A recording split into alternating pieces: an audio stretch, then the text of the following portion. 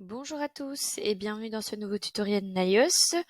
Aujourd'hui, cette vidéo fait suite à la précédente qui parlait de la modification des traductions d'un champ. Donc comme prévu, aujourd'hui je vais vous montrer comment modifier la traduction du nom d'un rapport et des termes qui se trouvent à l'intérieur de ce dernier. Donc si on se rend sur l'application Achat par exemple, et qu'on rentre dans un bon de commande fournisseur, on voit qu'on a possibilité d'imprimer un rapport qui s'appelle bon de commande fournisseur. Donc, je vais le télécharger pour vous montrer à quoi il ressemble. Donc voilà à quoi ressemble le bon de commande. Donc vous voyez que vous avez ici des champs qui sont en français. On va voir comment on peut en fait modifier ces champs ou leur traduction dans d'autres langues.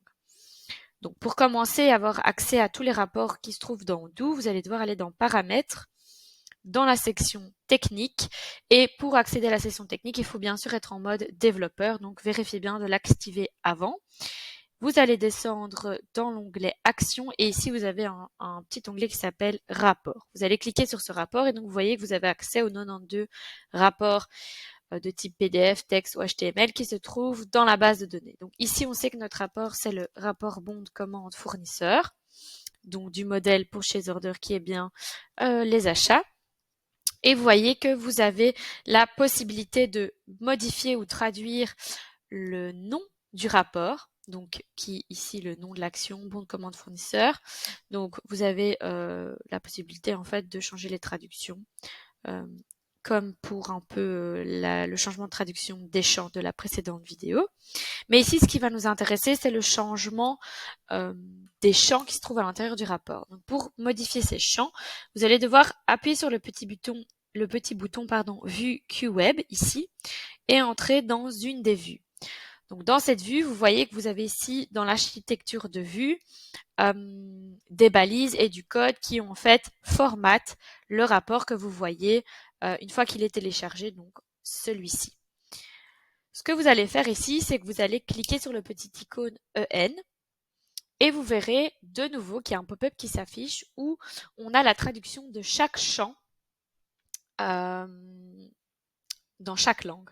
Donc ici, on a la langue catalane, on a en chinois et on a ici en anglais et la traduction en français. Donc imaginons on veut modifier une traduction française.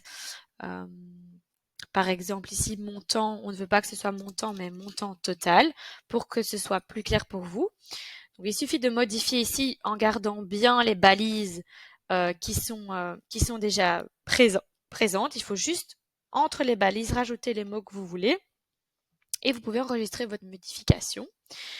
Une fois que c'est fait, on va aller vérifier que la modification s'est bien faite. Donc je vous conseille de refresh votre page. Et puis nous allons retourner dans l'application Achat, rentrer dans un bon de commande fournisseur et essayer d'imprimer une seconde fois le bon de commande fournisseur.